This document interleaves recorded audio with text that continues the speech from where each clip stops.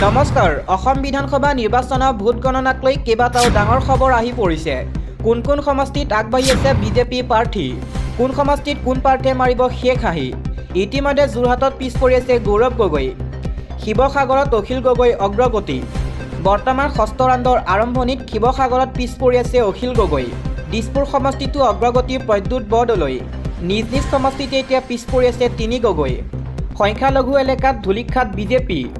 2700 ভোটত অগ্ৰগতি জয়প্ৰকাশ দাসৰ। ব্ৰহ্মপুৰত জিতু গোস্বামী প্ৰায় 4000 ভোটত অগ্ৰগতি আৰু সৰুপথাৰত বিশ্বজিৎ ফুকন প্ৰায় 20000 ভোটত অগ্ৰগতি লাভ কৰিছে। আনপিনে বোকাখাতত অতুল বৰা 18000 ভোটত অগ্ৰগতি। শিৱসাগৰত অখিল গগৈ আৰু কুশল দুৱাৰীৰ মাজত তীব্ৰ যুঁজ। কুশল দুৱাৰী আগবাঢ়িছে 324টা ভোটত, অৰ্থাৎ কুশল দুৱাৰীয়ে লাভ কৰিছে 12149টা ভোট। আনপিনে অখিল গগৈয়ে লাভ কৰিছে 11421টা ভোট। মাইনাছ ভোটাৰ সংখ্যা হৈছে 324টা। সপ্তম ৰাউণ্ডৰ অন্তত নগাঁও বটদ্ৰৱা সমষ্টিত অগ্ৰগতি বিজেপিৰ। তীব্ৰ প্ৰতিদ্বন্দ্বিতা আগবঢ়াইছে কংগ্ৰেছেও। বিজেপিয়ে লাভ কৰিছে 5882টা ভোট, বিপৰীতে কংগ্ৰেছে লাভ কৰিছে 4386টা ভোট। দিছপুৰ সমষ্টিত অষ্টম ৰাউণ্ডৰ অন্তত দিছপুৰত তীব্ৰ অগ্ৰগতি লাভ কৰিছে বিজেপি প্ৰাৰ্থী প্ৰদ্যুৎ বৰদলৈয়ে। প্ৰদ্যুৎ বৰদলৈ লাভ কৰিছে 51714টা ভোট।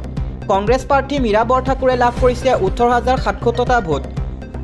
জয়ন্ত কুমাৰ দাসে লাভ কৰিছে 7669টা ভোট। একাদশ ৰাউণ্ডৰ অন্তত দলগাঁও সমষ্টিত কাৰ কিমান অগ্ৰগতি। একাদশ ৰাউণ্ডৰ অন্তত দলগাঁও সমষ্টি কাৰ কিমান অগ্ৰগতি। প্ৰথমে AIUDFৰ মুজিবুৰ ৰহমানে লাভ কৰে 66669টা ভোট। নিৰ্দলীয় প্ৰাৰ্থী আইনুল হকে লাভ কৰিছে 56723টা ভোট।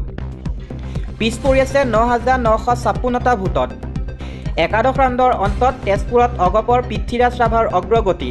পৃথ্বীৰাজ ৰাভাই লাভ কৰিছে 6353টা ভোট। সপ্তম ৰাউণ্ডৰ অন্তত ধিং সমষ্টিৰ ফলাফল।